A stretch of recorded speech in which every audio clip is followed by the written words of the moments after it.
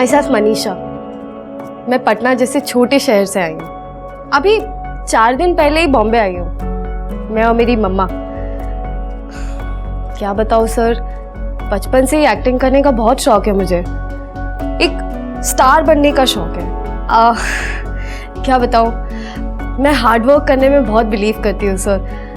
I mean, मैं चाहती हूँ कि मैं सबका दिल जीतूँ अपनी मेहनत से, एक लगन से। मैं चाहती हूँ कि लोग मुझे पसंद करें और इतना पसंद करें कि मैं सबकी फेवरेट हो जाऊँ। मैं हंसूँ तो हंसे, रोऊँ तो रोए, गुस्सा हो जाऊँ तो गुस्सा हो जाए। और जब मैं मर जाऊँ ना सर, तो मैं चाहती हूँ कि लाखों की तादाद में लोग आए मुझे देखने के लिए, शोक मनाए, इतना रोए जैसे कि मेरी फैमिली रो रही है। बड़े अजीब सपने हैं तुम्हारे। है तो सर, पर जो है यही है।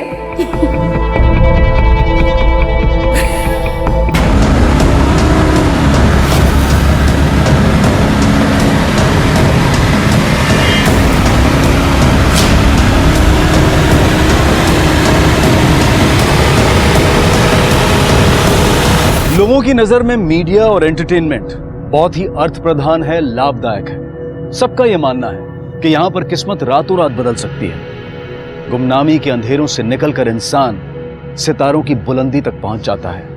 पलक झपकते ही यहां पर पैसा, नाम, शोहरत सब कुछ मिल जाता है। और यही ख्वाब लिए हजारों लोग रोज देश के अलग अलग शहरों से अपने घर परिवार, अपने व्यवसाय को छोड़कर मुंबई का रुख करते हैं। लेकिन लोग ये नहीं जानते हैं कि कैमरा के सामने की दुनिया में और कैमरा के पीछे की दुनिया में जमीन आसमान का फर्क होता है। अगर ये फिल्मी दुनिया बहुत कुछ देती है तो कई बार बहुत कुछ वसूल भी करती है। हर सिक्के के 2 पहलू होते हैं। जहां एक पहलू इतना चमकदार और आकर्षक है, वहीं दूसरा पहलू अंधकारमय, दर्दनाक और अकेलेपन से भरा हुआ है।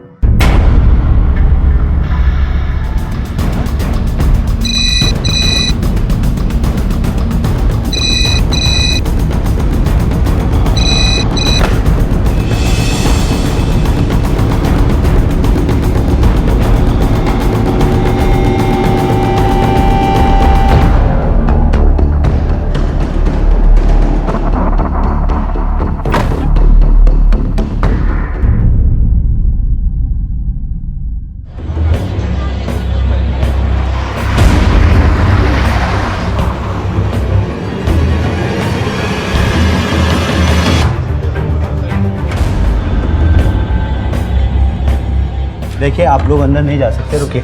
देखिए, मुझे मनीषा को देखना है। नहीं, आप अरे लेकिन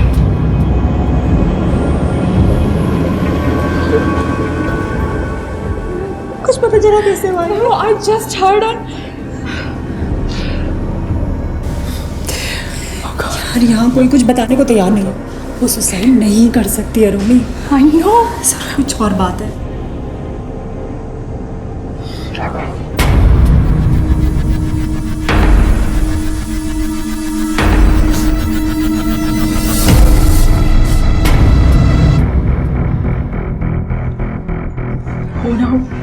किसी ने कुछ किया होगा। मुझे भी इस पर शक है। इसे फांसी होनी चाहिए।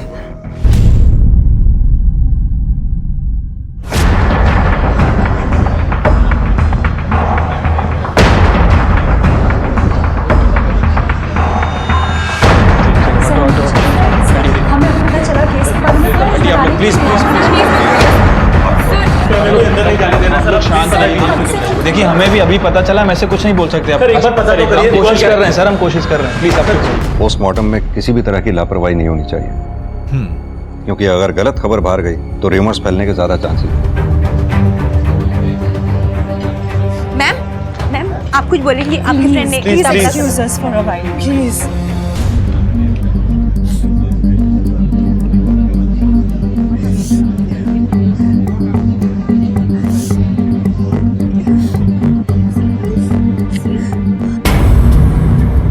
मार्क्स देखो। ये ना, आई एम टेलिंग यू, ये सुसाइड नहीं हो सकता, ये मर्डर ही है। ये ना राघव ने किया, मैं कह रही हूँ। तुम्हें कुछ करना चाहिए।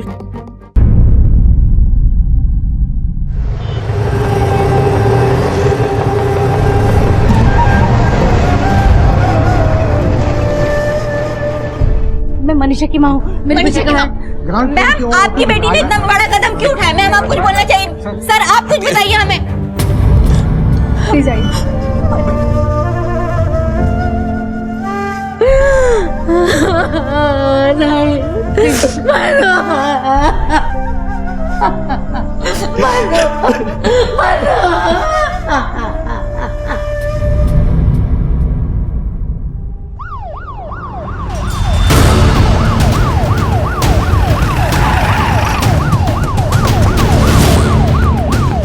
कौन सा फ्लैट नंबर है?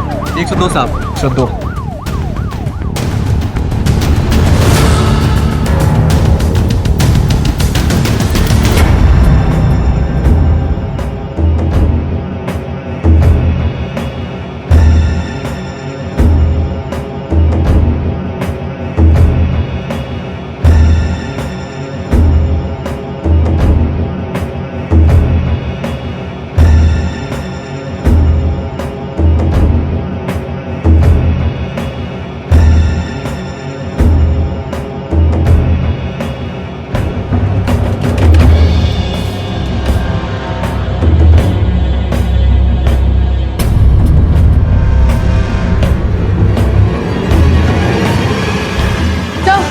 टेलीफोन मिला है।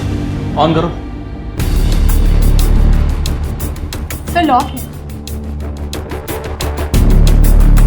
टेक्निकल डिपार्टमेंट भेजो, ऑन करवाओ। Sure sir. और इसे रखो।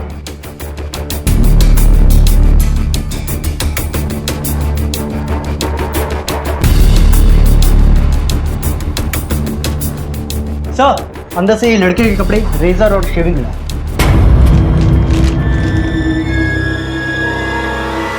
राघव साहब अकेले आए थे। करीब शाम के 4-5 बज रहे होंगे साहब।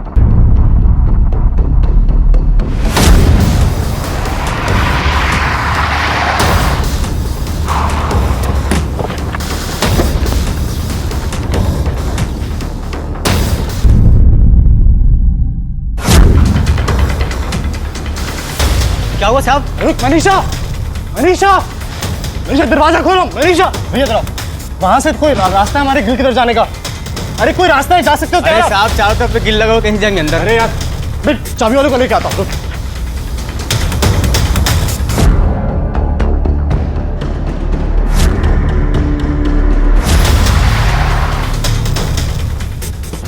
भैया जल्दी चलो, जल्दी चलो, जल्दी चलो।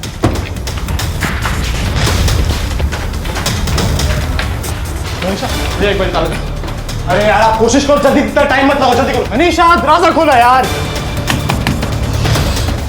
थोड़ा सा जल्दी, थोड़ा जल्दी कर दो यार। खोलो खोलो खोलो खोलो खोलो, जल्दी हटाओ, जल्दी हटाओ।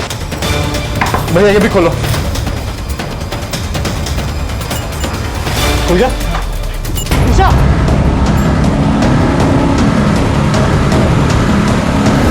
सर चाबी वाला यहीं पास के मार्केट में बैठता है। साहब, मैंने तो सिर्फ जाकर दरवाज़ा खोला था। और हाँ साहब, बाद में साहब के साथ दुपट्टा काटने में मदद की थी। उसके बाद साहब मेरे को कुछ नहीं मालूम।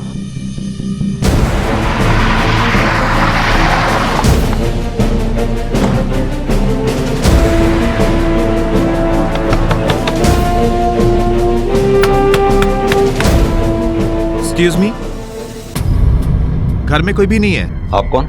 मैं उनका पड़ोसी। कहाँ गए हैं ये लोग? सर, मिस्टर द्विवेदी कल तो दिखे थे, पर शाम को कहीं चले गए वो। कुछ पता है कहाँ गए हैं ये लोग?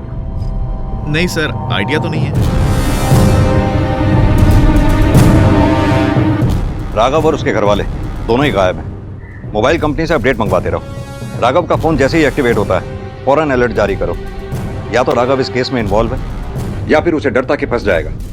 जो भी हो, इस राघव को ढूंढना बहुत जरूरी है। चलो।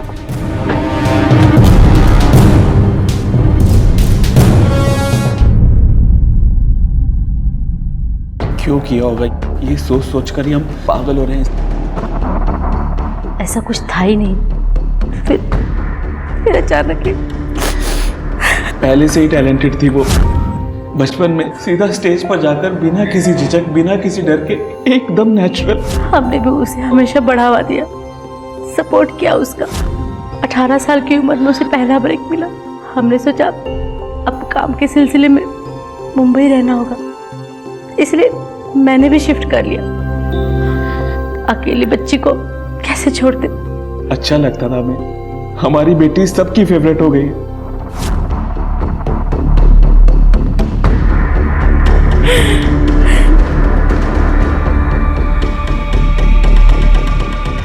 ठीक है, हम चलते हैं। वैसे आप लोगों को कुछ याद आए और कुछ बताना चाहें तो बताइएगा। PSI नीरज का नंबर है आप लोगों के पास। जी इंस्पेक्टर।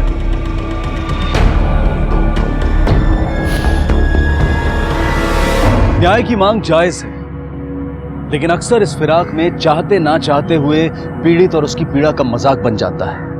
किसी दुर्घटना के प्रति संवेदनशीलता व्यक्त करने की बजाय सनसनी की होड़ में मीडिया उसे एक तमाशे में तब्दील कर बैठता है। अच्छी लड़की थी, फिल्म लाइन वालों से सोसाइटी में प्रॉब्लम होती है, इसलिए मैंने ही फ्लैट दिलाया था उसे।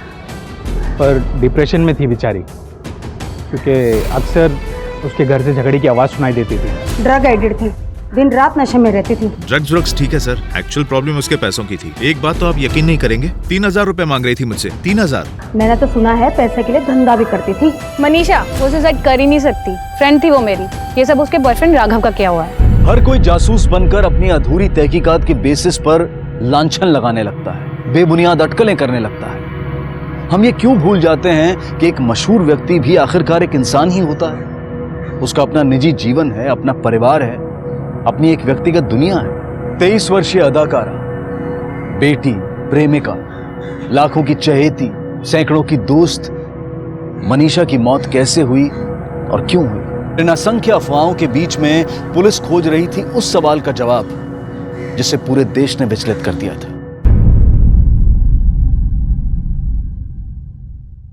लिगेचर मार्क्स, लिप्स, जुबान का बेस नीला पड़ गया है, स्लाइटली एलोंगेटेड नेक।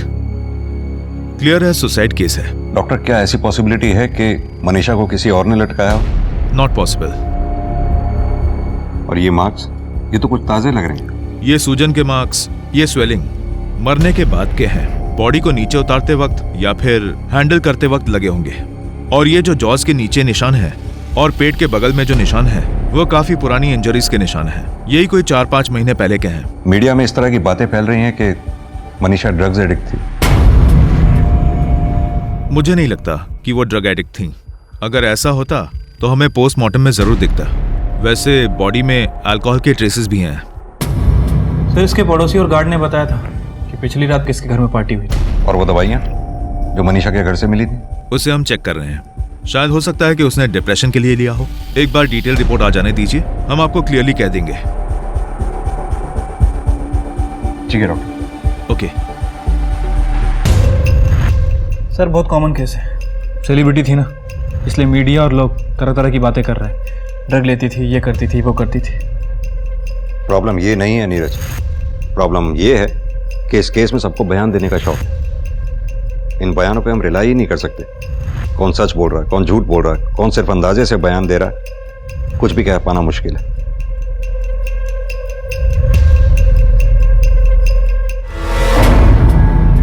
बिना सबूत के हम कुछ नहीं कर सकते। तो सुनिए सर, हम सही कह रहे हैं। देखिए मैडम, हमारी इन्वेस्टिगेशन चल रही है। हमारी बात सुन क्यों नहीं रहे सर आप? कोई सबूत है आपके पास? क्या हो रहा है ये नीरज? सर उस दिन भी हम हॉस्पिटल आए थे, तब भी किसी ने हमारा स्टेटमेंट नहीं लिया और आज भी कोई नहीं ले रहा है सर। बेसिकली हम मनु को बहुत अच्छे से जानते हैं, बहुत अच्छे से सर, मनीषा। और हम तब से ये कहने की कोशिश कर रहे हैं कि ये सब राघव ने किया है। राघव मनीषा का बॉयफ्रेंड है सर। हमें पता है राघव मनीषा का बॉयफ्रेंड है। सर वो चाबी का चक्कर, वो सब नाटक है सर। वो बस विटनेस चाहता था ताकि लोगों को ये लगे कि उसको भी बाद में मनीषा के बारे में पता चला। सर वो खुद मार के बाहर गया होगा और अब ये सब कुछ एक्टिंग कर रहा है। चाबी उसके पास ना हो ऐसा पॉसिबल ही नहीं है, उसी के पास ही हो। जी सर। वो उसे बहुत मारता था सर, उसे टॉर्चर करता था और वो राघव के साथ बिल्कुल भी खुश नहीं थी। जी ये सब उसी का करा धरा है। आप फिर से पोस्टमार्टम करवाइए। या sir please sir, do that. अरे पोस्टमार्टम ये देखिए सर, ये देखिए सर, ये मारने के घाव है ना? एक मिनट, मनीषा के शरीर पे ये घाव डेथ के बाद के हैं और आप लोगों को क्या लगता है हमने एक घाव चेक नहीं किए होंगे। देखिए, अगर आप लोगों के पास कोई इन्फॉर्मेशन है तो वो दीजिए। क्या करना है, कैसे करना है, हमें हमारा काम मत सिखाइए। लेकिन सर और एक बात, हमारी अब तक की इन्वेस्टिगेशन में मनीषा के शरीर पे ना तो किसी जबरदस्ती के निशान मिले हैं और ना ही किसी मारपीट के। लेकिन सर ऐसे कैसे हो सकता है? वो उसको बहुत टॉर्चर करता था। नीरज सर, इन लोगों के पास अगर कोई इन्फॉर्मेशन हो तो लो, वरना आप लोग जा सकते हैं। सर एक सेकंड सर। पवार, चलिए आप जाइए, आप लोग प्लीज।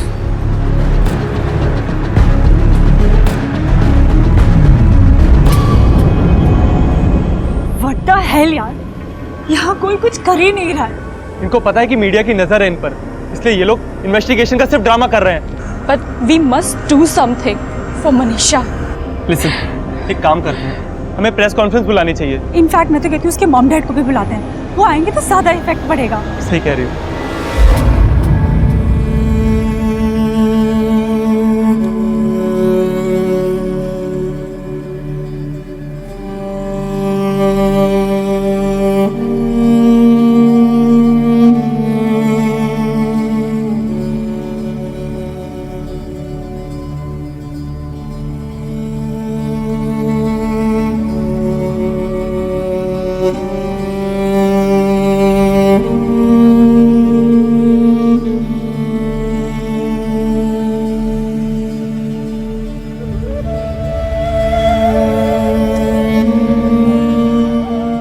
बड़ी दुनिया, प्लीज मुझे छोड़ के मत जाइए, बहुत अकेली हो जाऊंगी माँ।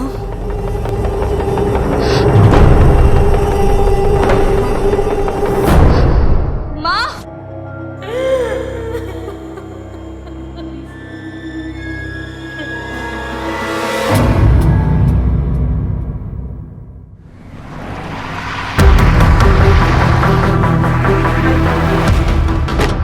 सर, मनीषा के फाइनेंशियल स्टेटमेंट को चेक किया। सर, उसे पैसों की प्रॉब्लम तो थी, लेकिन इतनी भी नहीं। नीरज, ये मनीषा के इनकम पैटर्न देखकर क्या लगता है तुम्हें? ये जो लोग उसके प्रोस्टिट्यूशन की बातें कर रहे हैं, कहीं ऐसा तो नहीं इसी वजह से उसके पछतावे में आकर उसने सुसाइड कर लिया? नहीं सर, मनीषा की जितनी भी इनकम हुई है सभी को वैलिडेट किया। सर, सारे के सारे पैसे किसी ना किसी असाइनमेंट के बदले प्रोडक्शन कंपनी के थ्रू ही आए हैं। और सर, रही बात प्रोस्टिट्यूशन की, तो मैंने इस एंगल में भी काम किया है। मनीषा के गार्ड और पड़ोसी, इनसे भी बात की है। सर, उन्हें नहीं लगता कि मनीषा इस तरह की लड़की है। सर, टीवी पर न्यूज़ देखिए।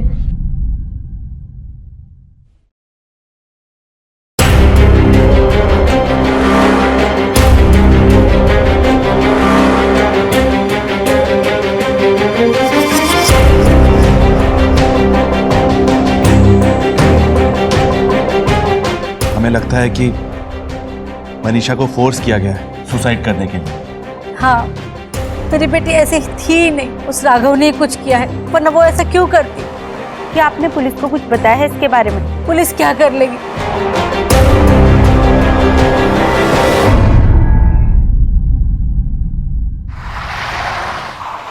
देखिए, मैं आप लोगों से सिंपल सवाल पूछ रहा हूं। अगर आप लोगों को राघव पर इतना ही शक था तो आपने हमें पहले क्यों नहीं बताया? आप डायरेक्टली हमारे पास आते, हम तो खुद आए थे आपसे मिलने। वो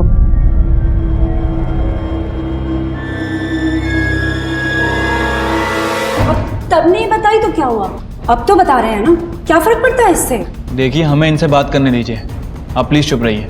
प्रीति, मैं बिल्कुल ठीक बात कह रही हूँ, आप लोग मेरी बात ढंग से सुन नहीं प्लीज आप रहे। जाइए।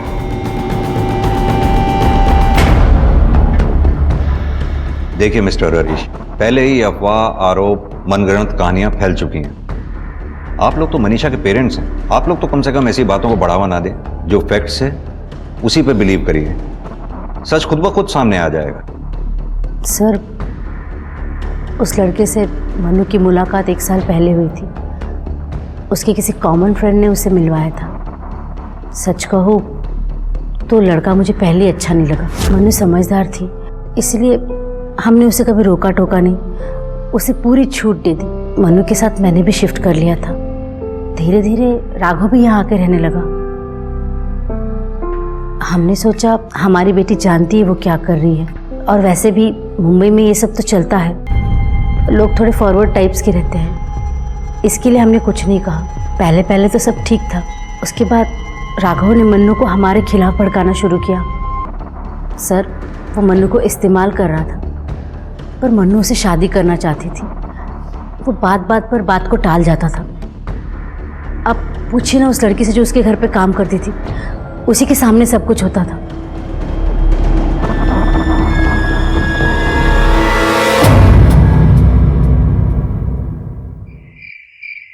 अच्छे आदमी नहीं थे राघव साहब। वो मैडम को कहाँ खुश रखते थे, जब देखो तब उन्हें मारा ही करते थे। तुमने कभी राघव को देखा मनीषा को मारते हुए? नहीं साहब, देखा तो नहीं, पर उन्होंने मुझे बताया था एक बार ये बात। इसके अलावा और कुछ? मैडम बहुत प्यार करती थी साहब से, यहाँ तक कि वो उनसे शादी भी करना चाहती थी। पर राघव साहब जब भी ये बात सुनते थे वो हमेशा टाल दिया करते थे। शायद से उनकी कोई गर्लफ्रेंड थी, मैंने ऐसा सुना था उनको झगड़ते टाइम। ठीक है, आप जा सकती हो।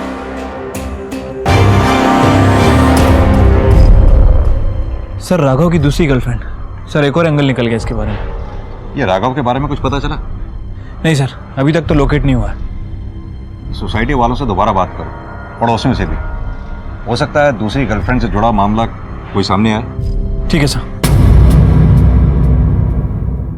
अच्छा, पिछले कुछ दिनों में मनीषा का किसी से कोई लड़ाई, कोई झगड़ा या ऐसी कोई बात जो आपने नोटिस की हो? सर, मैंने कितनी बार कहा है कि फिल्मी लोगों को तो घर देना ही नहीं चाहिए। एक बार मैं घर पे जा रही थी, तब मैंने दरवाजे बहुत आवाज सुनी।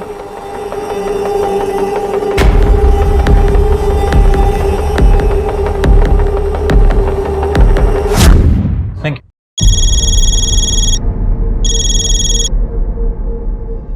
हाँ नीरज, बोलो। सर, माला और पड़ोसियों ने राघव की जिस एक्स गर्लफ्रेंड के बारे में बताया था, सर उसका पता चल गया। सर, विद्या कपूर नाम है उसका। एड्रेस भी मिल गया और मैं वहीं जा रहा हूँ। उसे बात करो और मुझे इन्फॉर्म करो। Okay sir. राघव मेरा एक्स बॉयफ्रेंड था और वो जो झगड़ा हुआ था वो ऑलमोस्ट 6-7 महीने पहले की बात है। उसके बाद तो सब कुछ ठीक भी हो गया था। इनफैक्ट हम अच्छे दोस्त भी बन गए थे। और जिस दिन मनीषा ने, उसके जस्ट एक रात पहले हम सब उसी के घर पर थे। एक्चुअली वहाँ पार्टी थी। अगर हमारे भी झगड़ा हुआ होता तो मुझे क्यों बुलाती? और रही बात मनीषा और राघव की, तो उन दोनों में भी सब कुछ ठीक था, तभी तो साथ रह रहे थे। जिस रात घर में पार्टी थी, उस रात कितने बजे निकली आप वहाँ से? कुछ सुबह के 7 बजे होंगे, और तभी भी मनीषा बहुत अच्छे मूड में थी। मुझे तो एक सेकंड के लिए भी नहीं लगा था कि कुछ ही घंटों में वो यूँ अपने आप को।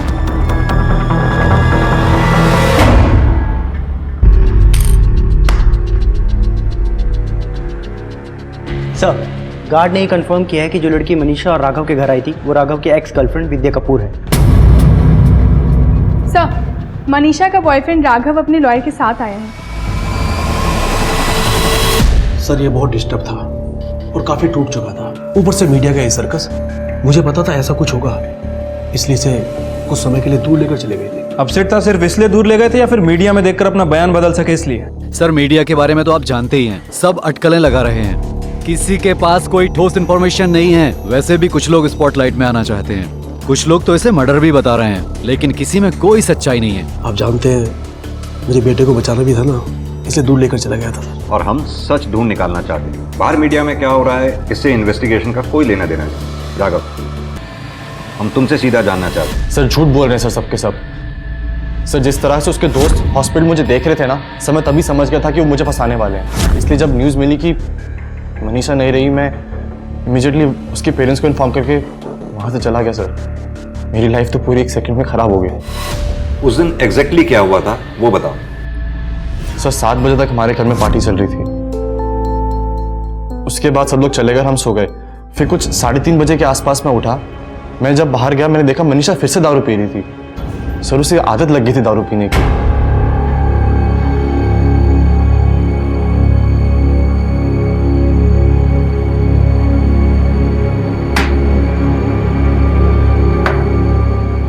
मनीषा, तुम क्या कर रहे हो? पी रही हो, दिखाई नहीं दे रहा? अरे यार, 3:30 बज रहा, अभी 7 बजे पार्टी खत्म हुई, तूने फिर शुरू कर दिए। अब तुम मुझे सिखाओगे कि मुझे अपनी लाइफ कैसे जीनी चाहिए? अरे लाइफ नहीं सिखा रहा हूँ यार, तुझे बस बोल रहा अभी। मेरे पैसे।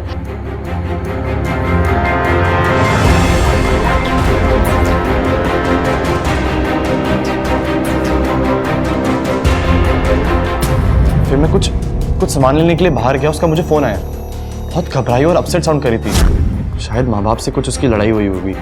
फिर उसके बाद मुझे कहने लगी कि मैं कुछ कर लूँगी। तो जैसे उसने मुझे बोला, मैं भाग के घर गया। मैंने दरवाज़ा नॉक किया, उसने नहीं खोला, मेरे पास चाबी भी नहीं थी। फिर मैं नीचे गया, मैंने गार्ड को बुलाया सर। मैंने गार्ड को बोला कि ट्राई करे बालकनी से जाने की, लेकिन वो भी पॉसिबल नहीं हो पाया सर। उसके बाद मैं खुद भाग कर गया, चाबी वाले को लेकर आया सर। हमने दोनों ताले खुलवाए सर। उसके बाद जब हम अंदर गए रूम के, फिर मैंने...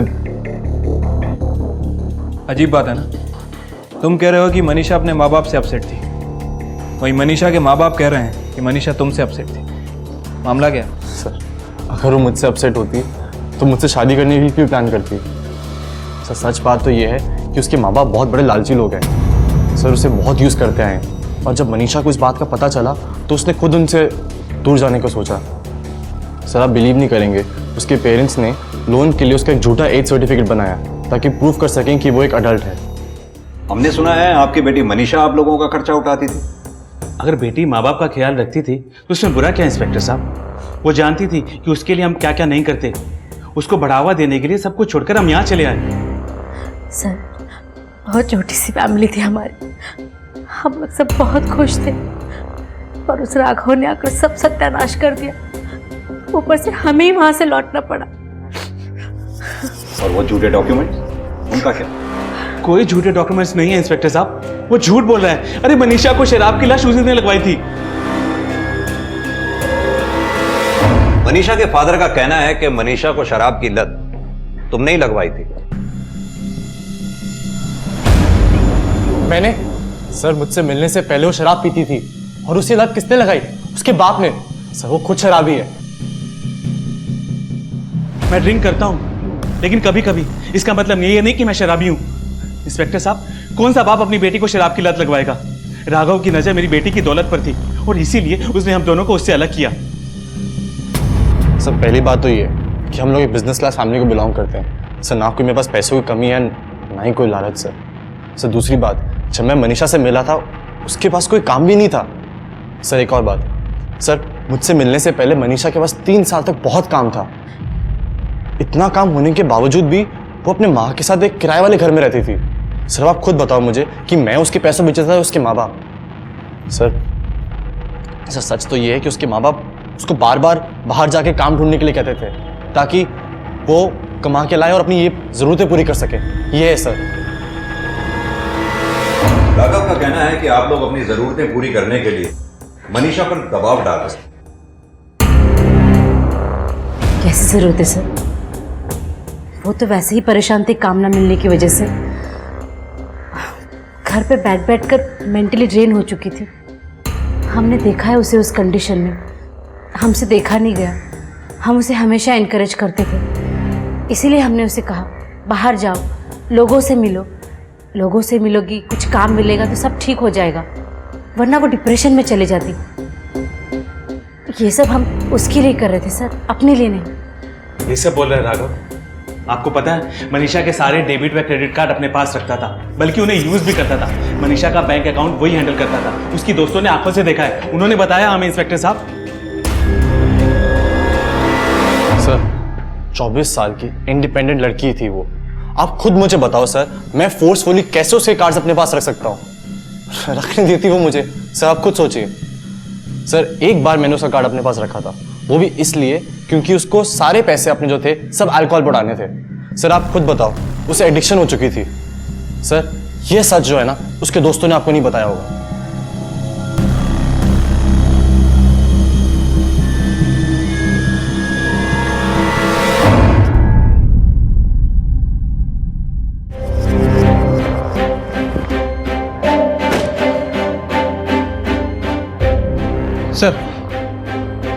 सर, मनीषा सुसाइड केस के चलते राघव के बारे में कुछ और बातें पता चली हैं। कैसी बात? सर, ये राघव छोटे मोटे फ्रॉड किया करता था और सारी औरतों से इसने 2 लाख से लेकर 3 लाख रुपए तक उधार ले रखे हैं बिजनेस के नाम पे, लेकिन उनके पैसे वापस नहीं किए।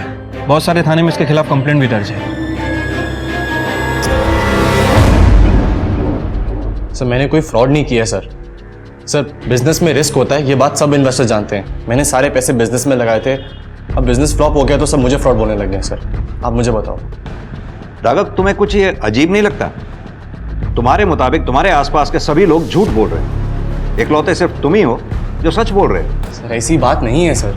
ऐसा क्यों है कि अभी जो है सारी बातें बाहर आ रही हैं? खुद सोचिए सर, ये सब लोग सिर्फ और सिर्फ पब्लिसिटी चाहते हैं और कुछ नहीं। सब लोग मेरे बुरे वक्त का फायदा उठाना चाहते हैं, ये सच है सर। मैंने आपको पहले भी कहा हुआ है, अगर आप चाहो तो मेरे और मनीषा के बैंक अकाउंट चेक कर लो सर। उसके अकाउंट से मेरे अकाउंट में कभी कोई ट्रांसफर नहीं हुआ। सब मेरे साथ हो रहा है सर, और आप मुझ पर शक कर रहे हैं। सर एक बात और मैं आपको बताऊं, हम लोगों ने तो इस साल के एंड में शादी करने का भी प्लान कर लिया था सर। दोनों ने बात डिसाइड की थी।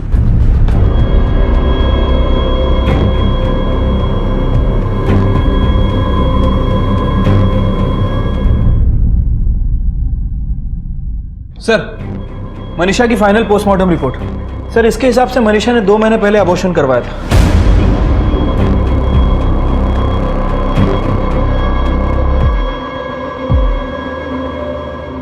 मैं तो तुम्हें ये बताने आई थी कि मैं माँ बनने वाली हूँ, हमारे बच्चे की, तुम्हारे और मेरी। कितनी कितनी बेवकूफ थी मैं कि मुझे लगा तुम्हें खुशी होगी, पर नहीं। मनीषा की पोस्टमार्टम रिपोर्ट से हमें उसके अबॉर्शन की बात पता चली। क्या ये सच है? Yes sir. सर मनीषा के जो अबॉर्शन का डिसीजन था वो हम दोनों ने साथ में लिया था सर। हम लोग तो सिर्फ साथ में रह रहे थे सर, शादी भी नहीं हुई थी और हमारे कुछ करियर भी क्लियर नहीं थे सर, इसीलिए ये डिसीजन हमने साथ में लिया था। अगर आपको चाहिए तो सर मेरे पास गायनेकोलॉजिस्ट का नंबर है, मैं आपको नंबर देता हूँ, आप उनसे पूछ लीजिए सर। हाँ, उसका अबॉर्शन मैंने ही किया था। डॉक्टर, मनीषा का अबॉर्शन राघव और मनीषा की म्यूचुअल अंडरस्टैंडिंग से हुआ था। बुरा तो लग रहा था उसे, पर ऐसा नहीं था कि वो किसी फोर्स के कारण अबॉर्शन करवा रही हैं। जब मनीषा का अबॉर्शन हुआ, राघव था उस वक्त वहाँ? मनीषा के साथ तो नहीं था उस टाइम में, लेकिन हो सकता है कि वो बाहर वेट कर रहा हो। लेकिन उसके दूसरे दिन वो प्रिस्क्रिप्शन और मेडिसिन लेने आया था, इतना मुझे याद है। आपने अभी तक उसे अरेस्ट नहीं किया? और क्या सबूत चाहिए सर आपको? इन सब से तो साफ साफ पता चल रहा है कि उसने हमारी मनु का अबॉर्शन फोर्सफुली कराया, क्योंकि वो चाहता ही नहीं था कि कभी वो मनीषा को लेकर वो कभी सीरियस था ही नहीं इंस्पेक्टर साहब। वो सिर्फ उसका इस्तेमाल कर रहा था, वो भी उसके पैसे के लिए। सर मेरी गलती हो गई कि मैं अपने बच्चे को छोड़कर चली गई। हमारे जाने के बाद मनु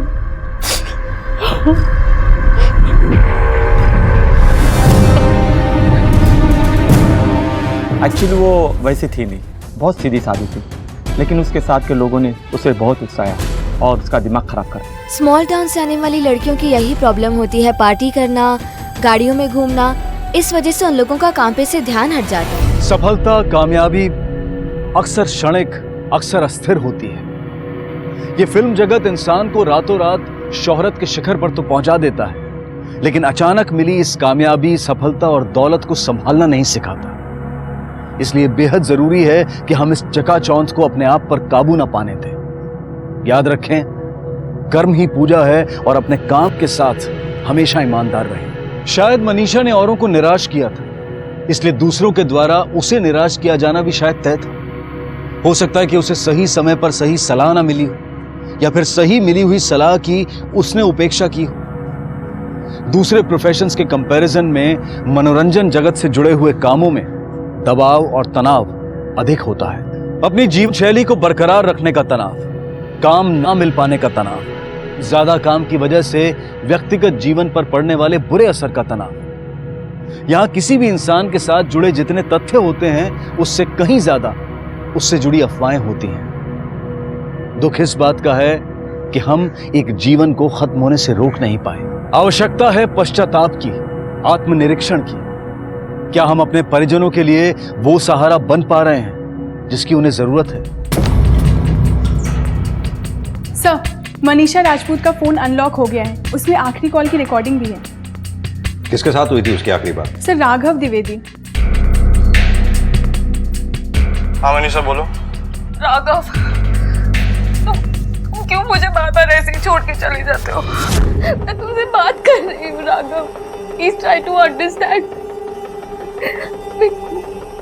मुझ पे उंगलियां उठ रही है, मेरे कैरेक्टर पे उंगलियां उठ रही है।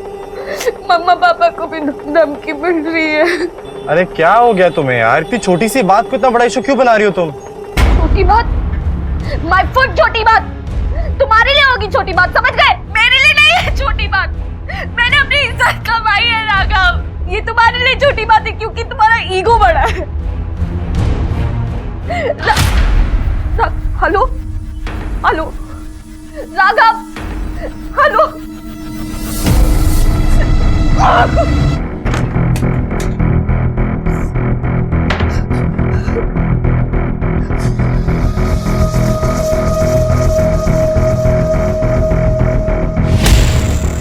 यार what happened now? You liar! धोखा दिया है तुमने मुझे, इस्तेमाल किया है मेरा इतने साल। पहले तो तुमने मुझे मेरी फैमिली से अलग कर दिया। Enough! बहुत हो गया। तुम्हें बार बार जाने का बहुत शौक है ना? अब जाओ तुम और देखो मैं क्या करती हूँ। हेलो, अरे मनीषा मेरी बात सुनो। मनीषा मेरी बात सुनो। हेलो।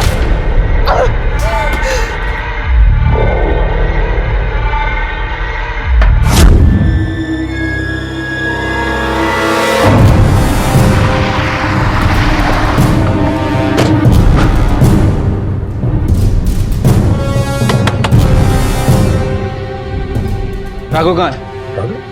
हमारे पास राघव का रेस्टोरेंट है। कहाँ है वो? रेस्टोरेंट? हटी। यस, क्या? सर्च करो।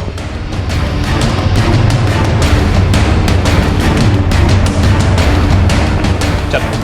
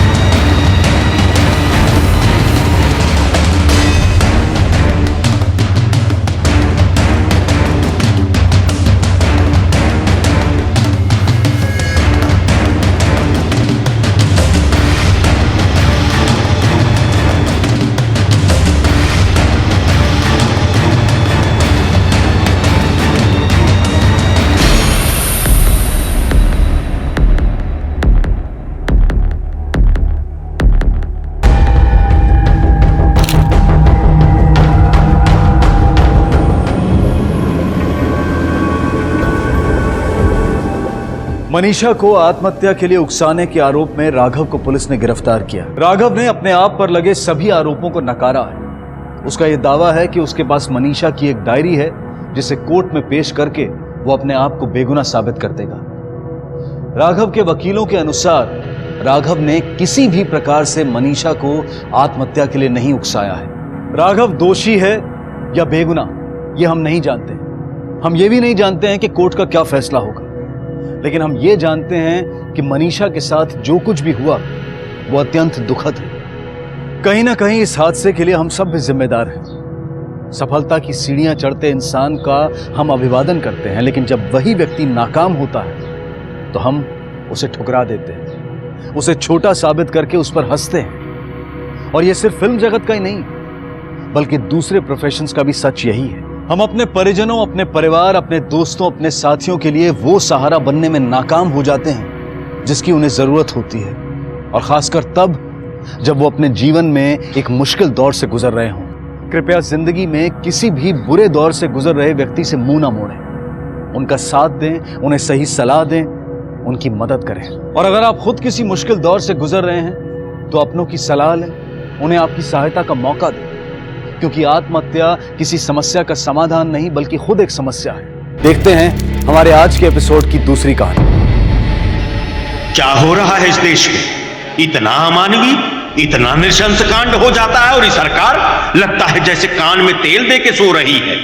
अभी अभी हमारी बात हुई है इस परिवार से, जो सुने हैं मानो कान में कोई तेजाब घोल के दे दिया हो। आंसू नहीं रुक रहा था हमारा। ये वक्त कड़ा कानून का है कि जो कोई औरत या अबला के साथ ऐसा अत्याचार करे, काट के रख दीजिए उसका हाथ गोड़। हम सरकार से बात करने जा रहे हैं और वचन देते हैं आपको कि ये कांड का गूंज विधानसभा तक सुना जाएगा। ऑल इंडिया में गूंजेगा कि इस परिवार को इंसाफ दिला के रहेगी हमारी पार्टी। अपराधियों को फांसी पे चढ़ा के रहेंगे हम।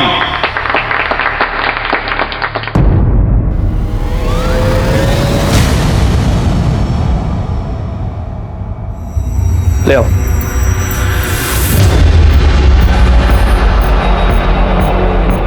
बैठाओ इसको।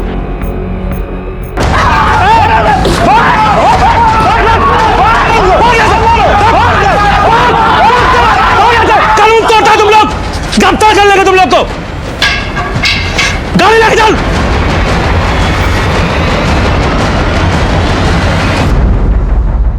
नमस्कार, आदाब। क्राइम पेट्रोल डायल 100 के ब्लैक हेडलाइन सप्ताह में आप सबका स्वागत है। आपसी रंजिश, पारिवारिक कलह और जाति दुश्मनियां अनेकों बार अपराध की वजह बनी हैं।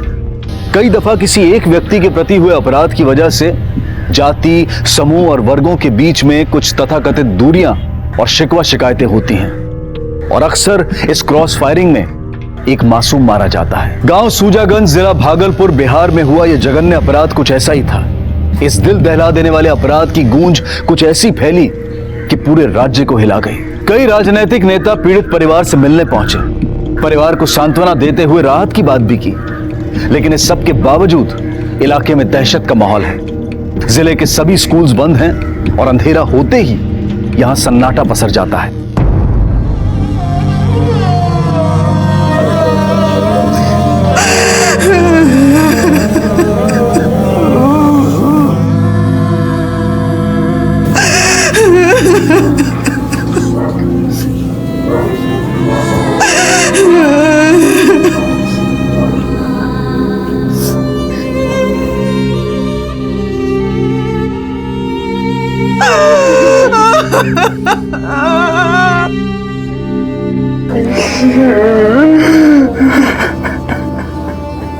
अभी अपन आंसू कंट्रोल में रख, कल बहुत रोना पड़ेगा। मंत्री जी पहुंच रहे इधर तोरा से मिले खातिर, तब कस के रोना और मांग लेना कंपनसेशन, मुआवजा मांगना है। मीडिया हो, पब्लिक अलग हो, हल्ला करी, मंत्री जी मना नहीं कर पाएंगे। बस मौके पे चौका मांग लेना अपन बेटी का पूरा कीमत। कीमत मांगेंगे हम अपनी बेटी का? साला हमारी बेटी मर गई और हम उसका कीमत मांगे, उसका इज्जत का कीमत मांगेंगे हम? कीमत नहीं मांगेंगे, फांसी मांगेंगे हम उन सब के लिए।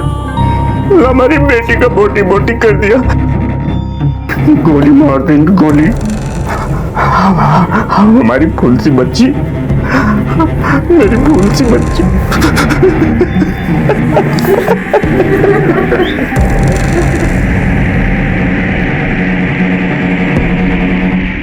आखिर क्या हुआ एक मासूम प्रतिभाशाली लड़की के साथ?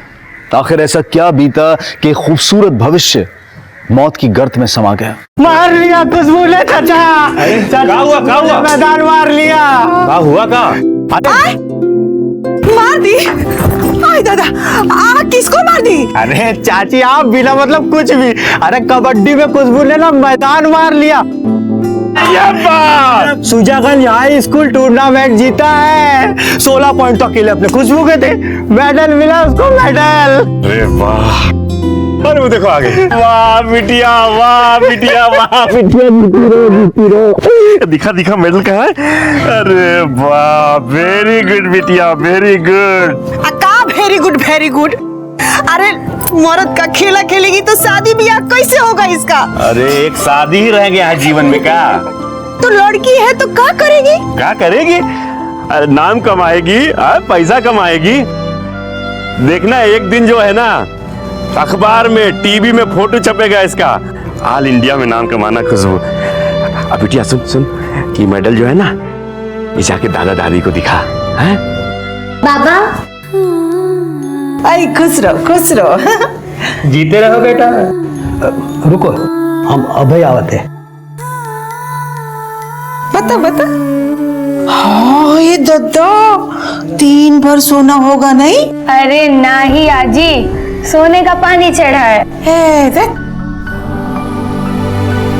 पी लो बेटा, घर में ले जाकर नून मिर्च लगाकर खाना और खूब ताकत बढ़ाना।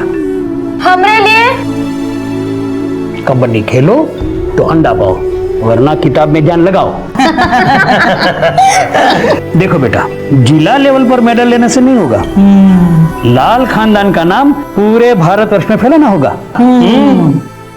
दादा का आशीर्वाद एक हादसे की शक्ल में खुशबू को अखबार और टीवी की सुर्खियों में ले आएगा, ऐसी कल्पना शायद ही किसी ने की होगी।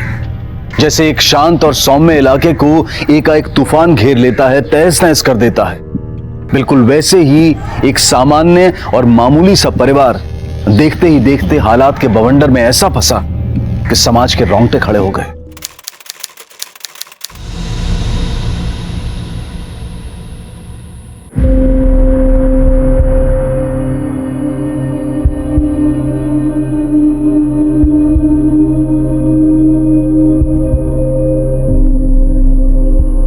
क्या हुआ?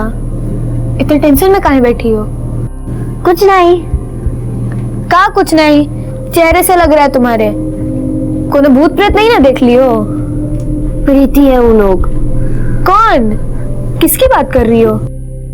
वो 3 गो लड़का है, हम सुबह आ रहे थे तो घेर लिया हमें, गंदा गंदा बात बोलने लगे। जानती हो तुम उनको? नहीं, पर वो दूसरी जात वाले टोला के है। 2-1 बार देखे उन्हें हम उधर। तू उधर से मत आया कर, मिल भी जाए तो नजर मत मिला, मुड़ी नीचे करके चल दे। बकने दे जो बकते हैं। हाथी चले बाजार, कुत्ते भूखे हजार। हम हाथी नहीं हैं।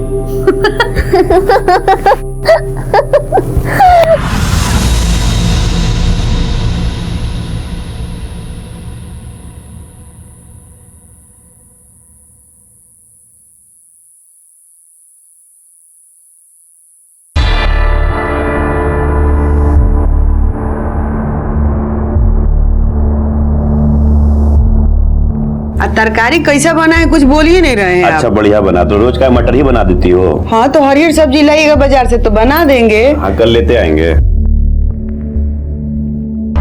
चलो चलो खाओ, देख क्या रहे हो? खाओ खाओ सब लोग।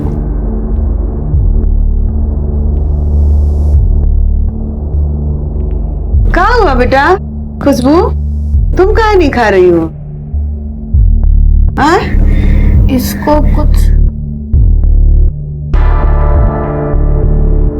बेटा, तबीयत ठीक है ना तुम्हारा? हाँ पापा। नहीं कोई बात है तो बोलो, संकोच नहीं करो, कहो। कोनो बात नहीं। तो खाना काहे नहीं खा रही हो? खाओ चलो चलो।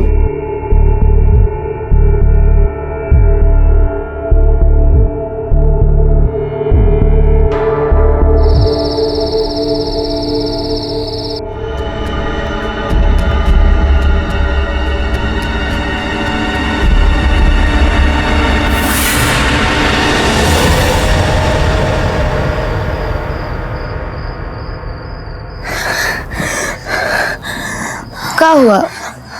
कोनो बुरा सपना देखी?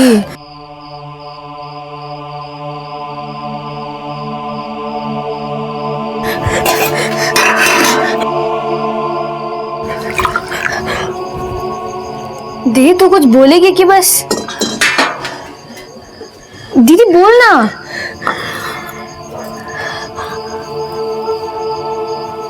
आज वो फिर मिला था, फिर चढ़ रहा था, गंदा गंदा बात। तो तू इतना टेंशन क्यों ले रही है? जाके बता देना बाबा को। अरे चमड़ी उधेड़ देंगे सबका। जानती है ना दूसरी जात के टोला के लड़के हैं, दोनों टोला में बवाल बन जाएगा। तो क्या तू ऐसी सहती रहेगी? नहीं, हम स्कूल नहीं जाएंगे। कब तक? 2-3 दिन नहीं जाएंगे तो ये सब अपने आप बंद हो जाएगा। अरे तो फिर तू जा, सो जा। तू जा, सो जा।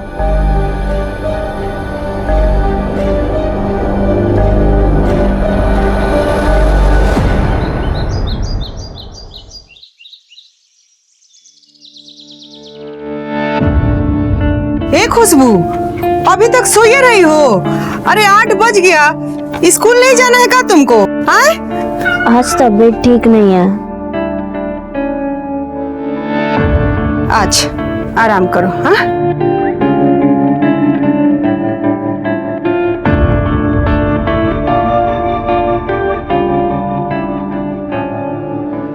दीदिया, दीदी उठो ना, दीदी उठो।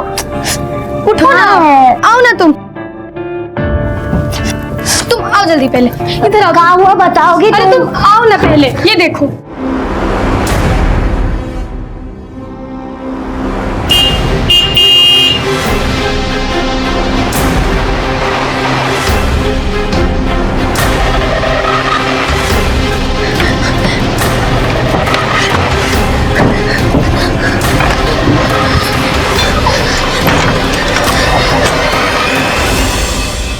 पहले काहे नहीं बताई तुम?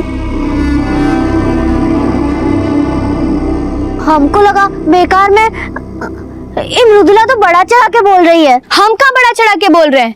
रोज रास्ता छेक रहे हो तुम्हारा, इसलिए तुम तो स्कूल भी नहीं जा रही हो। बस बहुत हो गया, कल से तुम लोग स्कूल जाना शुरू करो। हम अपने दोस्त लोगन से बात करते हैं, ऐसा पिटासन देंगे ना, हाथ पैर तोड़ के अगर गर्दन में नहीं लटका दिए ना तो भैया बोलना छोड़ देना हमको। तुम लोगन का तो छोड़ो, अपना टोला के किसी लड़की पर नजर उठा के नहीं देख पाएंगे वो लोग।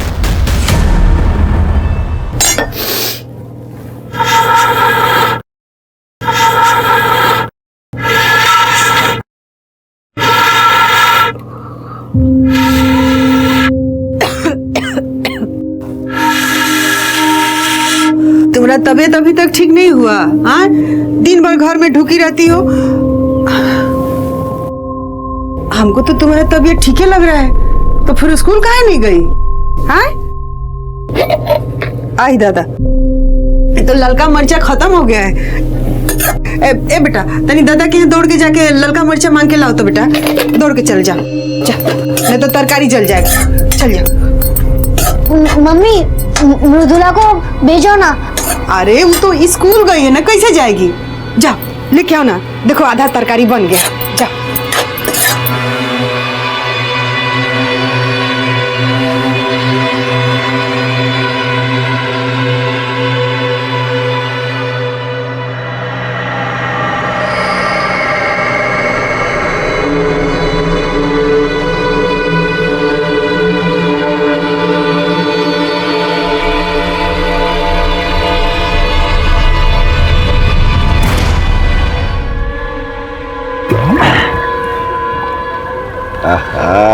आज तो मजा आ गया प्रदीप।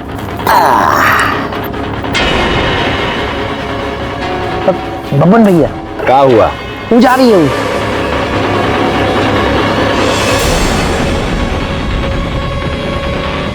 जा रही है तो वापस भी जरूर आएगी इसी रास्ते से।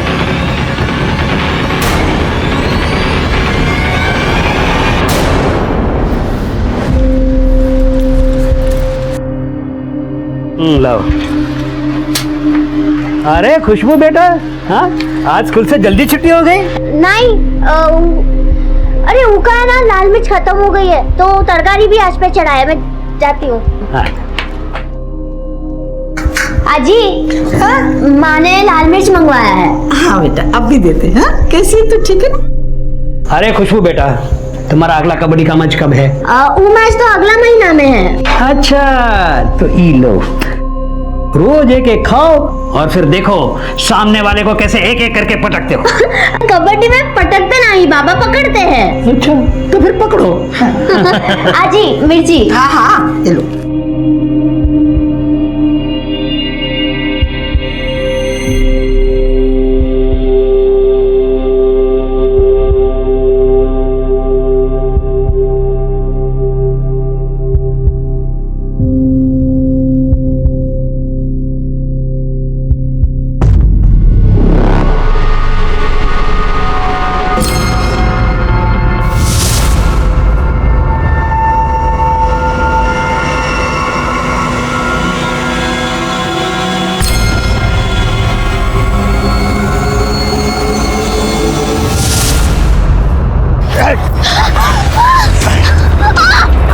मम्मी, मम्मी, अरे खुशबुआ कहाँ रह गई? तरकारी जल के कढ़ाई में आधे रह गया है। खुशबू घर पे नहीं है क्या? अरे तुम्हारे दादा के यहाँ भेजे हैं, लाल मिर्चाई खत्म हो गया था लाने के लिए। क्या दादा के घर? अरे तुम उसको कहाँ भेजी? तो इसे चिल्ला कह रही हो? अरे चिल्लाए नहीं तो और क्या करे? वो बता ही नहीं आपको, उसका कुछ लड़का लोग रास्ते में तंग कर रहा है, इसलिए तो वो स्कूल भी नहीं जा रही है। कौन लड़का सब तंग कर रहा था उसको? अरे वो दूसरे जात के टोला वाले लड़के लोग। हाय अरे भगवान, तुम्हारे पापा भी घर में नहीं है। आई बसंत, बसंत वो कहाँ है? अरे तुम कहाँ जा रही हो? तुम्हारे दादा के घर जा रहे हैं। बाबूजी, अम्मा, बाबूजी, खुशबू आई का यहाँ पे। तुम तो कब से निकल गई? 20 मिनट हो गया। पर क्या बात है, काहे हाँफ रही हो? क्या हुआ? खुशबू, अरे लेकिन मृदुला, मृदुला, आई क्या खुशबू? नहीं, बसंत, बसंत वो? हाँ गए दीदी को ढूंढने। खुशबू, खुशबू मिली क्या तुमको? मैं चाची का ही नहीं देख। खुशबू,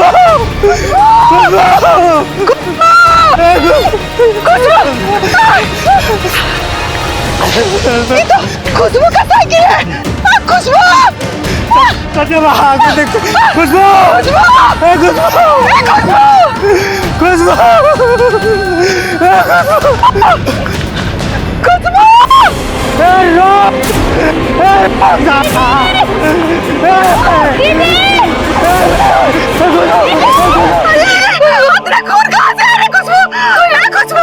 खुशबू, उठ बेटा, घर चलो बेटा।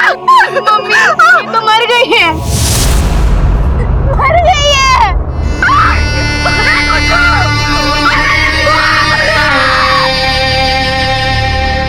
कि इंसान जानवर से भी बदतर हो सकता है, पर आखिर ये घटना हुई ही क्यों? क्या ये हवस की हैवानियत थी या फिर वजह कुछ और भी थी? क्या कारण था कि अपराधियों ने अपनी हवस तो पूरी की ही, लेकिन खुशबू को इतनी हैवानियत के साथ मौत के घाट उतार दिया?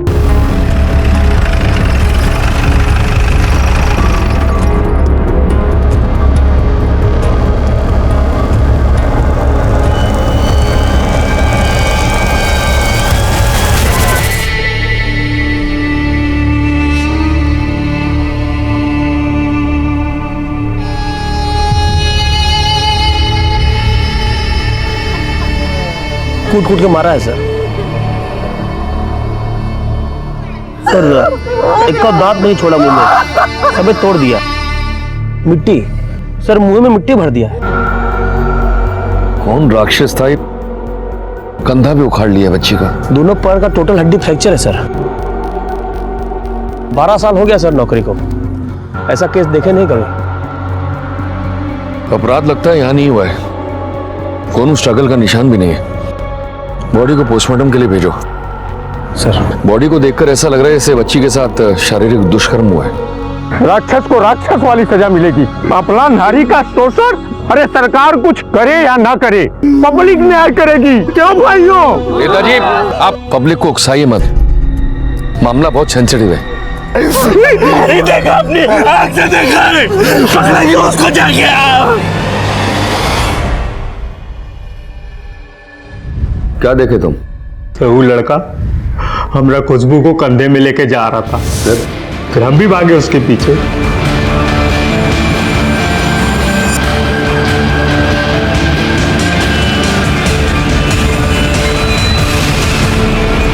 तो रुक काहे गए, आगे क्यों नहीं गए? सर वो टोला दूसरे जात वालों का, हम लोगों का 36 का आंकड़ा चलता है उनसे। अगर हम अंदर जाते ना तो वो लोग हमको काट के फेंक देते। जिसके पीछे तुम भागे उसको पहचानते हो? सर बब्बर नाम है उसका, ज्यादा नहीं जानते, लेकिन अगर सामने आया ना तो काट के फेंक देंगे, कसम से बता रहे। डेरा देखे उसका?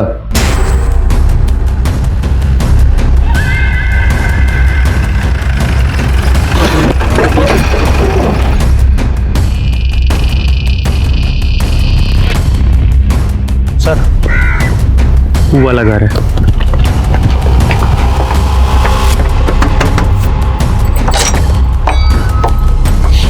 बबन का है।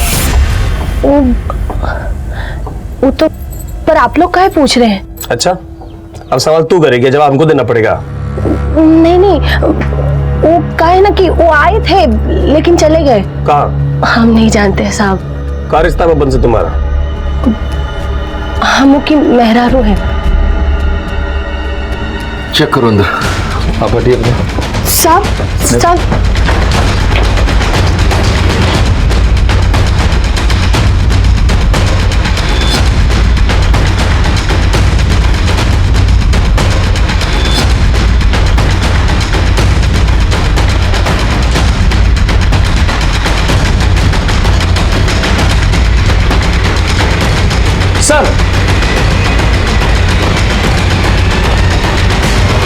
ये देखिए।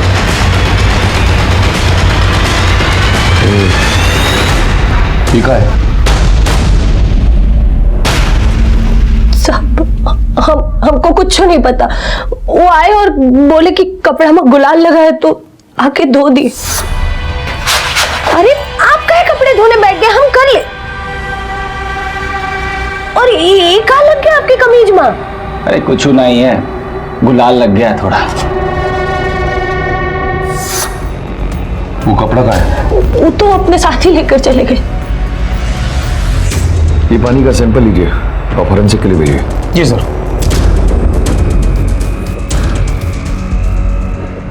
पूरा नाम क्या है उसका? बब्बन कुमार। फोटो है उसका? नहीं है साहब। नंबर? हाँ।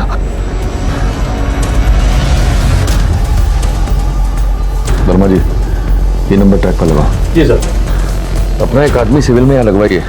रिश्तेदार और दोस्तों का जांच पड़ताल कीजिए, हो सकता है किसी के घर में शेल्टर लिया हो। जी सर।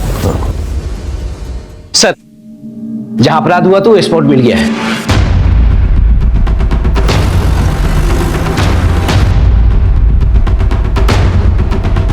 आसपास देखो, कुछ मिलता है क्या?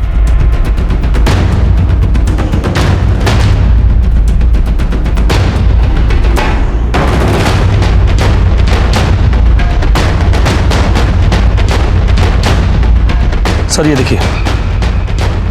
देखो, इसका धागा भी कहीं होगा, जरूर किसी के गले में पड़ा होगा, खींचा तनी में टूटा है। और हाँ, ये खुशबू का फैमिली को जाकर दिखाओ, हो सकता है वारदात के समय उसके गले में ही हो। हटाओ ये।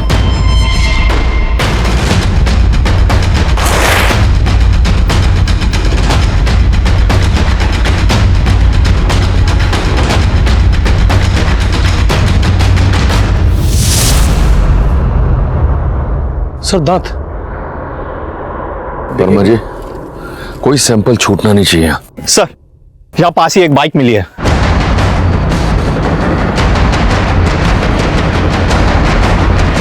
आरटीओ से पता करो गाड़ी का डिटेल। जी सर। सर, ये देसी दारू का बोतल भी मिला है बाइक के पास में।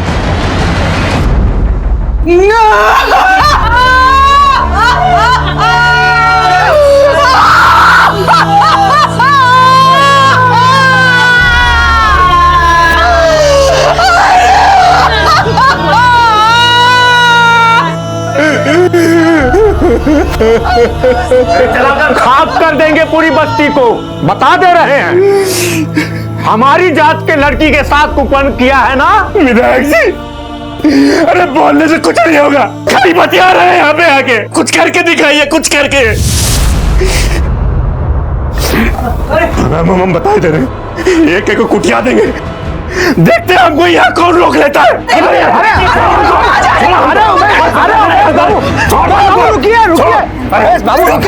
कहाँ जा रहे हो? हमारी बेटी को मार दिया, हमारी बेटी को थोड़े काट डालेंगे। हमारी बेटी को काट डालेंगे। सर, खुशबू का पोस्टमार्टम रिपोर्ट आ गया सर। खुशबू का बलात्कार हुआ था सर। हाथ पैर दांत सब तोड़ा है बच्ची का। सर, मुंह में और प्राइवेट पार्ट में मट्टी भर दिया था। बहुत दूर तक घसीटा उसको, पीठ का चमड़ी उधड़ गया। आदमी ना था ये? आदमी के शरीर में जानवर था सर, साक्षात नरभक्षी। सर ये सर ये कुछ बताना चाहती है। बोलो। सर, वो एक नहीं 3 गो लड़का था सर। मतलब 3 लोग अपराध किया? वो तो नहीं जानते सर, पर बब्बन के साथ 2 और ही लड़का था जो खुशबू को बहुत तंग करता था, उसको बहुत धमकाता था सर। वो 2 लोगों के नाम जानती हो? वो तो नहीं जानते सर। सामने आएगा तो पहचान लोगी? पहचान के हम तो उसका जान ले लेंगे सर। अभी घर जाओ, पहुंचाने का बंदोबस्त करूंगा। सर चलिए। हेलो, हाँ कौन? विशाल सिंह। ठीक है सर, वो बाइक नाथनगर के ईट भट्टी ओनर का है, कोई विशाल सिंह है सर। हाँ सर, ये बाइक हमारा ही था, पर 4 दिन पहले हमने उसे बेच दिया था। किसको बेचे थे? बब्बन। तुम्हारे यहाँ काम करता था? हाँ सर, वो हमारा ही एम्प्लॉय है। बड़ा ही टेम्पर वाला इंसान है, बात बात में बस लहराने लगता है। जात बिरादरी के मामले में बड़ा ही कॉन्शियस था। उसको लगता था जैसे उसकी जात वालों को सब सूचित करते हैं। बड़ा एक खुरापाती माइंड का है सर। माला दिखा। इसको पहले कभी देखे हैं? हाँ सर, ये माला तो बब्बन का ही है। ये माला देख रहे हैं भाई जी, ये हमारे लिए ना बहुत ही लकी है। जब इसको पहन के ना हम कोई भी काम बड़ा स्पीड में कर लेते हैं, जैसा राजधानी एक्सप्रेस। यहाँ खुशबू का साइकिल मिला और ये क्राइम स्पॉट वारदात की जगह से 500 मीटर दूर। 500 मीटर घसीटा सर, इसीलिए बॉडी का छीछल इधर हो गया। और ये बब्बन का बाइक क्राइम स्पॉट से 200 मीटर दूर मिला और बॉडी 700 मीटर दूर। सर, अभी अभी इंफॉर्मेशन मिला है कि कल सब पॉलिटिकल पार्टी हड़ताल करवाएगा। टोटल चक्का जाम, दंगा फसाद का भी आशंका है सर। वर्मा जी, केस को जल्दी सलटाना पड़ेगा, मामला बहुत गर्मा रहा है।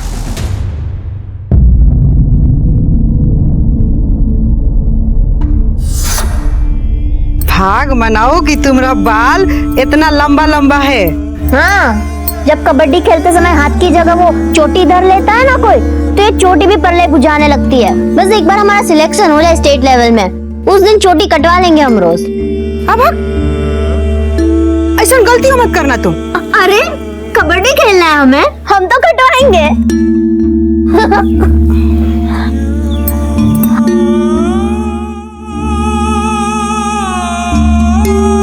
कुछ तो खा लो मम्मी। अंजल त्यागे आज 2 दिन हो गया तुमको। ये सब हमारे कारण हुआ। अगर हम उसको मरीचा लाने नहीं भेजते ना, तो हमारी बेटी आज जिंदा कहाँ भेजे हम उसको? कहाँ भेजे? अगर बाहर नहीं भेजते तो हमारी बेटी हमारे पास होती। जी सर। सर वैसे तो सारा इंतजाम है सर। सर थोड़ा एक्स्ट्रा फोर्स का जरूरत पड़ सकता है सर। जी सर। नहीं सर, सर हम समझ रहे हैं सर। सर केस बहुत सेंसिटिव है, कोई लाठीचार्ज नहीं होगा, कोई बल प्रयोग नहीं होगा सर। जी सर। जय हिंद सर। सर, बब्बन का मोबाइल लोकेशन सबौर के नजदीक दिखा रहा है, कोई 5-1 किलोमीटर दूर। और सर ये देखिए सर, ये बब्बन के सभी दोस्तों का लिस्ट है सर। इसमें ये शंभू गोसाई, इसका घर भी सबौर में है।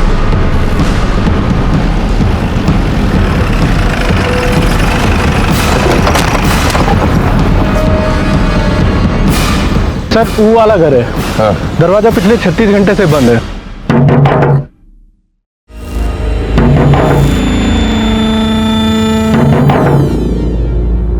कौन है? बिजली विभाग से आए हैं, मीटर चेक करना है। खोल रही हूँ।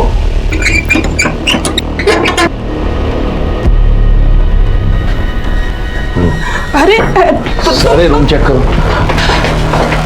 वहां देखो।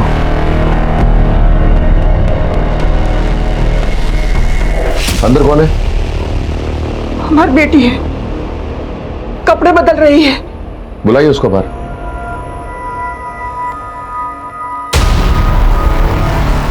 Yes sir. दरवाजा खोलो, दरवाजा खोलो, दरवाजा खोलो। सर।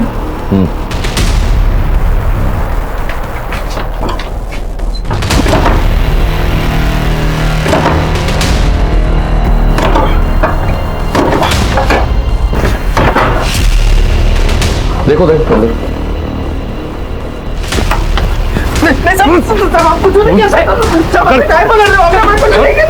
लेकर चलिए।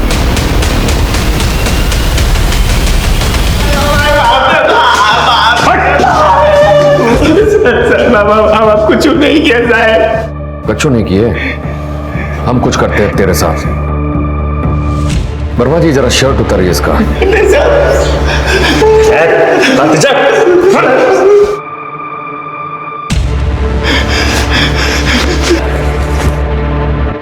सर। हाँ, गंजी उतारिए अब इसका।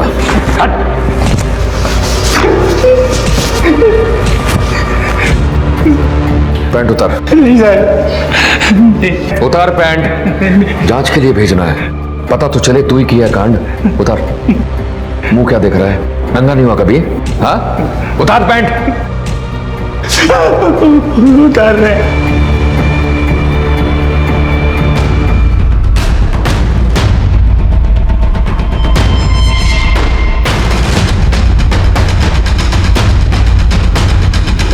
पानी ठंडा है ना? पर्याप्त? जी सर, पूरा बर्फे है। डालो इसके ऊपर।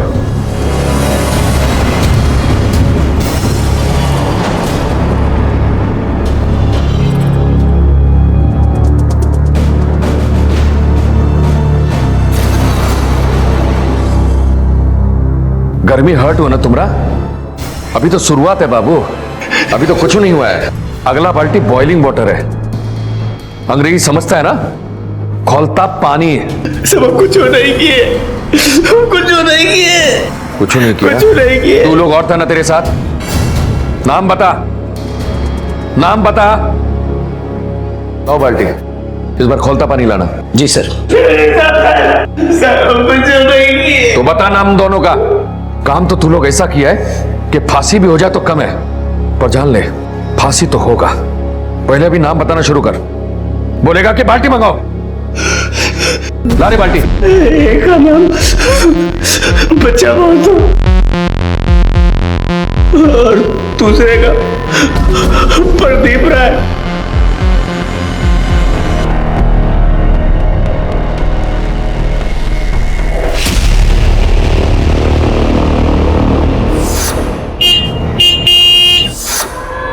ये वो तीनों है। लेके जाओ इनको। ये बच्चा और प्रदीप का कपड़ा फॉरेंसिक में भेजो, कोर्ट में जरूरत पड़ेगा। सर।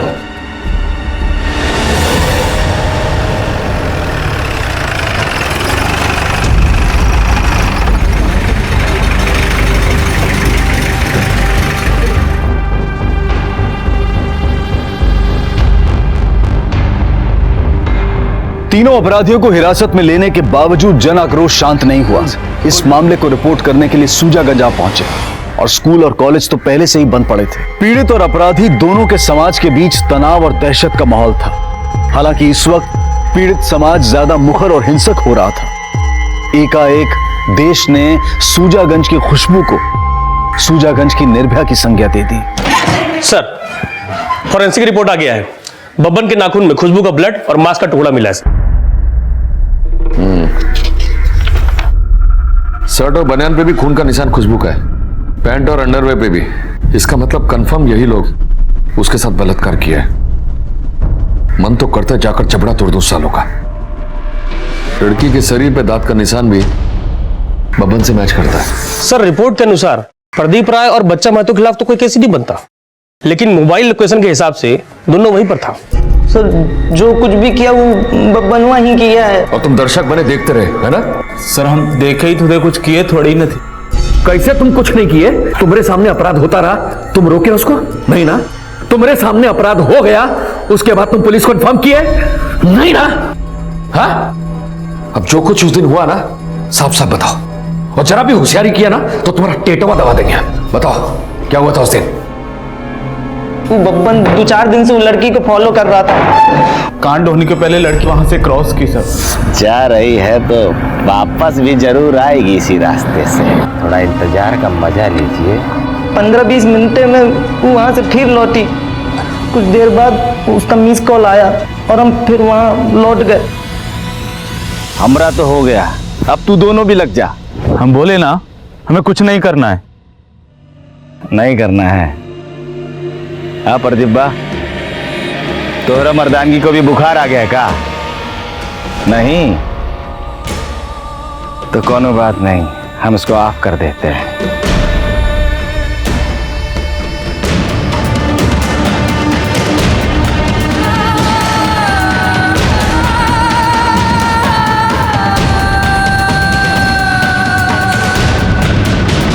हम कुछ नहीं किए साहब। वर्मा जी जरा फाइल दीजिए। ये फॉरेंसिक रिपोर्ट, तुम्हारा कपड़ा, चड्डी, बनियान सब ये साबित करता है कि तुम खुशबू के साथ बलात्कार किया। नहीं सर, हम बलात्कार नहीं किए हैं, ये सब उसकी मर्जी से ही हुआ है। कि मर्जी से हुआ है तो उसके ऊपर टॉर्चर क्यों किए? बोलो, काहे टॉर्चर किए? बदला लिया सर। किस बात का बदला? सर बबनमा हमेशा बोलता रहता था हमरे टोला की लड़कियां के साथ खुशबू के टोला वाला बहुत अत्याचार करता रहा है, जुर्म किया है, 50 बरस से किया है, हम भी सजा देंगे वो के टोला को एक दिन। इतिहास गवाह है कि देश, समाज और जातियों की आपसी रंजिशों के शिकार ज्यादातर आम लोग और मासूम लोग ही हुए हैं। किसी के अपराध की सजा किसी और को देना, अपने मन की भड़ास राह चलते पर निकालना, ये सभ्यता के लक्षण नहीं हो सकते। लेकिन ऐसा ही होता आया है। इसकी रोकथाम के लिए जहां एक तरफ देश को जागरूक होना होगा, अपनी नैतिकता की कमर को कसना होगा, वहीं दूसरी तरफ कानून और प्रशासन को सतर्क और सख्त होना होगा। खुशबू के साथ हुए दुष्कर्म और बर्बर हत्या को भागलपुर की एक सत्र अदालत ने rarest of the rare case करार देते हुए बब्बन कुमार को मौत की सजा सुनाई और इस अपराध को शय देने के जुर्म में बब्बन के दोस्तों बच्चा और प्रदीप को भी मौत की सजा सुनाई गई। किसी ने सच ही कहा है कि किसी देश की तरक्की उसकी अस्मिता, उसकी नारी की स्थिति से आंकी जा सकती है। यह वक्त है सतर्क होने का, नैतिकता की कमर कसने का, ताकि फिर से कोई बेटी और बहन खुशबू या निर्भया न बन जाए। इसी के साथ अब मैं अनूप सोनी आपसे विदा लेता हूं। फिर मुलाकात होगी अगले एपिसोड में एक और चौंका देने वाले केस के साथ।